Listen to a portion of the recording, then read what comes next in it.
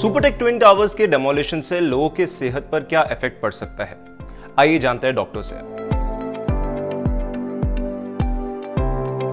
सबसे पहली चीज़ तो यह है कि दिल्ली का पोल्यूशन तो वैसे भी, दिल्ली नोएडा का पोल्यूशन तो वैसे भी बहुत ज़्यादा रहता है, तो उसके कारण आमतौर पे भी हमें परेशानी रहती है। हालांकि इस मौसम में थोड़े AQI काफ़ी अच्छा है, बट आमतौर पे वैसे भी पोल्यूशन में हमें परेशानी होती है। बट ये जो डिमोलिशन ख़ास तौर पे हो रहा है, इसमें दो तरह की चीज़ें हो रही हैं। एक तो जो एक्सप्लोजिव यूज़ हो रहा है वो भी हवा में जाएगा, उसके कण भी हवा में जाएंगे, और दूसरी चीज़ जो डस्ट रहेगी, जो पूरा स्ट्रक्चर नीचे जाएगा, उसके कारण जो डस्ट आएगी, जो फाइनर पार्टिकल्स रहेंगे, जो बड़े पार्टिकल्स हैं वो तो काफ़ी जल्दी सेटल हो जाएंगे, बट जो फाइनर पार्टिकल्स हैं वो हवा में कई दिनों तक तैरते रहेंगे।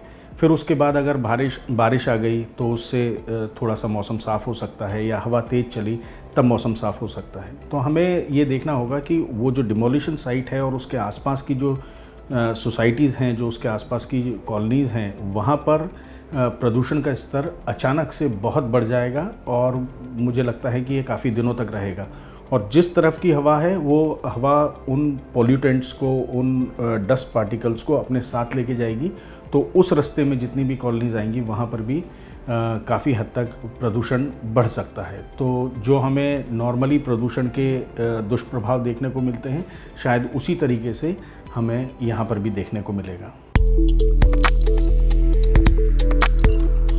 ये डिपेंड करता है कि वहाँ से जो नियरेस्ट टावर है, जो नियरेस्ट लोकेलिटी है, वहाँ पर कितने लोग रह रहे हैं, कितनी उनकी जो विंडोज़ हैं वो कितनी साउंड प्रूफ हैं। मुझे लगता है कि अथॉरिटीज़ ने बिल्कुल सोच लिया होगा, ये उसके बारे में उनकी जानकारी होगी। अगर कोई बिल्कुल डिमोलिशन साइट के एकदम पास में ही है, विदाउट एनी सेफ्टी गियर्स, तो शायद वो कर सकता है, बट हियरिंग एबिलिटी पे तो उतना मुझे नहीं लगता है। हाँ, जो सोसाइटीज़ हैं, जो घर हैं, जो दूसरी बिल्डिंग है, उनके ग्लासेस वगैरह शैटर हो सकते हैं, और उसके कारण जो मैकेनिकल डैमेज हो वो शायद होगा, बट आई एम श्योर जिस तरीके से अथॉरिटीज़ काम कर रही हैं उन्होंने उस चीज़ का ध्यान तो दिया ही होगा। इस समय हमें बहुत ज़्यादा सावधानियां रखनी पड़ेंगी, और ख़ास तौर पे मैं ये कहूँगा कि डिमोलिशन के एक आध दिन पहले आप अपने जितने भी कारपेट्स हैं उनको रोल अप कर दीजिए, जो रग्स हैं उनको उठा के अंदर रख दीजिए, क्योंकि ये ना डस्ट को अट्रैक्ट करती हैं ये चीज़ें। सबसे पहली चीज़। दूसरी चीज़, अगर हैवी कर्टन्स हैं अगर उनको भी हटा दें तो उसमें कोई ऐतराज़ नहीं होगा। जिस दिन डिमोलिशन हो रहा है, जिस समय डिमोलिशन हो रहा है, उस समय से लेके अगले कुछ दिनों तक अपने खिड़की दरवाजे जितना ज़्यादा संभव हो बंद रखिए। जब तक बहुत ज़्यादा ज़रूरत नहीं है तब तक उसको ना खोलें, है ना। ये जो डस्ट पार्टिकल्स हैं ये एयर के साथ आपके घरों के अंदर एंटर होंगे। जो फाइनर डस्ट पार्टिकल्स हैं वो भी आपके घरों के साथ अंदर एंटर होंगे।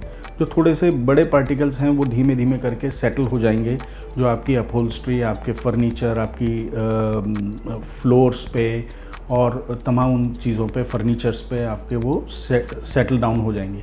तो उसके लिए हमें क्या करना है, डिमोलिशन के बाद 2-3 घंटे के बाद, 4 घंटे के बाद आप 1-2 बार इनका पोंछा लगाएं। डस्टिंग प्लीज़ ना करें। डस्टिंग करने से जब आप कपड़ा मारते हैं तो वो जो सेडिमेंटेड पार्टिकल्स हैं वो वापस से एयर में सस्पेंड हो जाते हैं, which is not a good idea. This is not what you want.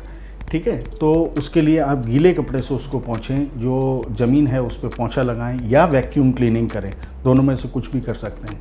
जितनी भी आपकी लाइनेंस हैं, ख़ासतौर पे जो इमीडिएट विसिनिटी में जो लोग रहते हैं टावर्स में, वो लोग कोशिश करें कि अगले दिन या उसी रात को अपनी जितनी भी लाइनेंस हैं, बेड कवर्स हैं, पिलोज़ हैं, उनको एक बार वॉश कर लें। तो जितना भी मेजर डस्ट बर्डन उस समय आएगा उससे हम निजात पा सकते हैं। अगर आपके पास एयर प्यूरीफायर है तो उसको ऑन करके रखें। मेक श्योर कि आप उसके पहले अपने एयर प्यूरीफायर के जो फ़िल्टर्स हैं उनको अच्छी तरीके से डीक्लॉग कर लें, उनको अच्छी तरह से साफ़ कर लें। अगर आपके पास एयर प्यूरीफायर नहीं है तो आप AC चला के रखें, जिससे कि हवा सर्कुलेट रहेगी, और एटलीस्ट काफ़ी हद तक वो मेजर डस्ट पार्टिकल्स को तो अपने अंदर एब्जॉर्ब कर ही सकता है।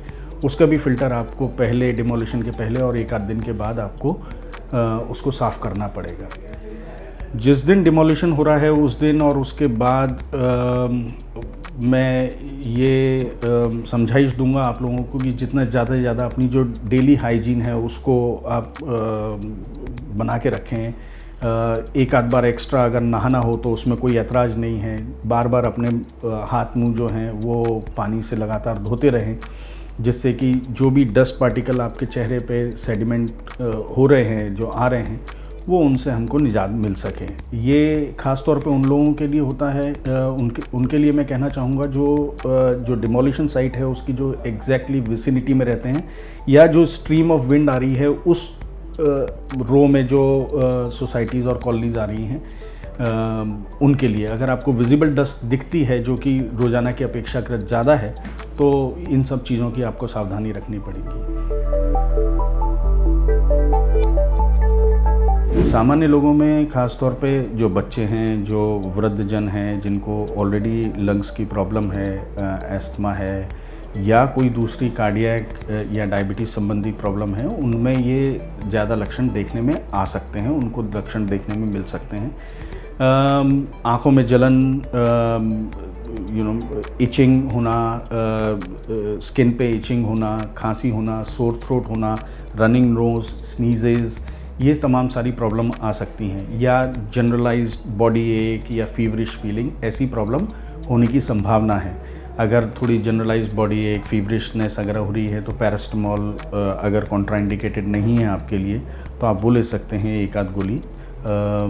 अगर इचिंग और सोर थ्रोट वगैरह हो रहा है और आप डॉक्टर की सलाह लें, और अगर एंटी एलर्जिक टैबलेट्स अगर आप लेते हैं तो उससे भी फ़ायदा मिल सकता है। बट अगर ये प्रॉब्लम्स परसिस्ट कर रही हैं या बढ़ रही हैं, या खांसी बढ़ती जा रही है, या सांस की प्रॉब्लम बढ़ती जा रही है, तो उस स्थिति में आपको तुरंत डॉक्टर की सलाह लेनी चाहिए।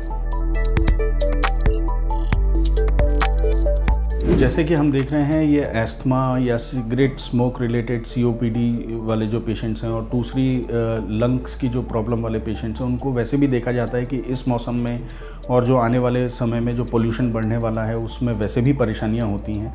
और ये उसी तरह का एक इवेंट हो रहा है, मैन मेड इवेंट है ये, जिसमें कि डस्ट बहुत ज़्यादा आएगी। तो ऐसा संभव है कि जो अस्थमेटिक हैं, जो COPD के पेशेंट हैं, जिनको ऑलरेडी लंग रिलेटेड प्रॉब्लम्स हैं, उनमें ये प्रॉब्लम्स एग्जासर्बेट हो जाएं।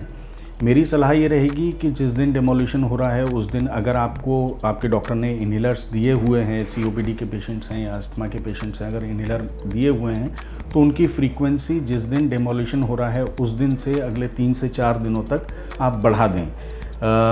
पर मेरी सलाह ही रहेगी कि अपने डॉक्टर से एक बार सलाह कर लें, जिससे कि अगर कोई वो ऑल्टरनेटिव मैकेनिज़्म आपको बताना चाहें तो वो बता सकते हैं। इसी तरह COPD के पेशेंट्स भी जो इन्हेलर्स या नेबुलाइज़र्स पे हैं, वो इन्हेलर्स और नेबुलाइज़र्स की फ्रीक्वेंसी अपनी बढ़ा सकते हैं अपनी डॉक्टर की सलाह से।